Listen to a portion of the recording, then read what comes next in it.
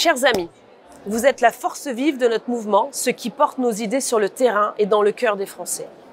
Aujourd'hui, je vais vous parler d'un outil puissant, souvent sous-utilisé, qui peut amplifier notre voix jusqu'au cœur de l'Europe.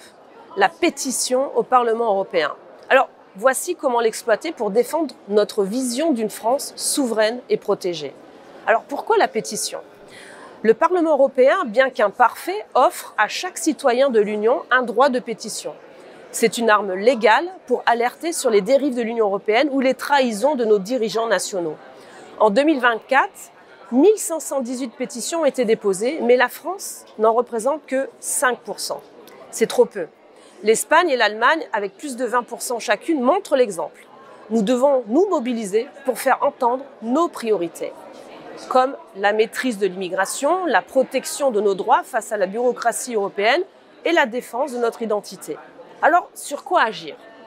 La pétition doit viser les compétences de l'Union européenne qui nous concernent directement, comme par exemple immigration, dénoncer l'inaction face aux flux migratoires incontrôlés, permis par des lois européennes laxistes, exiger une révision des accords de Schengen pour établir nos frontières, emploi et logement, souligner comment les dérives européennes favorisent la concurrence déloyale et privent les Français de la priorité nationale, environnement, critiquer les normes écologiques absurdes qui étranglent nos agriculteurs tout en laissant les grandes multinationales polluer impunément ou, comme les ZFE, vous savez, c'est les zones à faible émission. Un cas concret. Prenez la pétition numéro 0793-2024. Un Français a alerté sur le manque d'accès à l'éducation pour les enfants autistes, pointant des disparités régionales. Même si l'Union européenne n'a pas de compétences directes dans l'éducation et la santé, la commission des pétitions a enquêté et interpellé les autorités. Imaginez donc ce que l'on pourrait faire sur l'immigration ou sur la sécurité.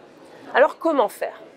Il faut rédiger simplement, aller à l'essentiel. Nom, nationalité, adresse, signature et un texte clair sur le problème et vos demandes. Pas de blabla inutile, soyez percutant.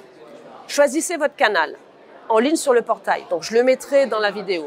C'est rapide et efficace, sinon par courrier à Bruxelles. Je le mettrai aussi dans la vidéo. Mobiliser une pétition collective avec plusieurs signataires a plus de poids. Désigner un représentant pour porter le dossier. Puis médiatiser. Relayer votre action sur les réseaux sociaux ou interpeller vos eurodéputés Rassemblement National comme Jean-Paul Garot ou moi parce que nous sommes dans cette commission Péti. L'objectif, chaque pétition recevable oblige le Parlement à se pencher sur le sujet. Si elle est bien ficelée, elle peut devenir un rapport, une résolution ou faire pression sur la Commission européenne. C'est une tribune pour exposer les échecs de l'Union européenne et rallier les Français à notre cause. En 2025, alors que Jordan Bardella et nos 30 eurodéputés du groupe Patriotes pour l'Europe dominent à Strasbourg, chaque pétition est une munition supplémentaire contre le système. Donc, à vous de jouer. Militants, prenez cet outil en main.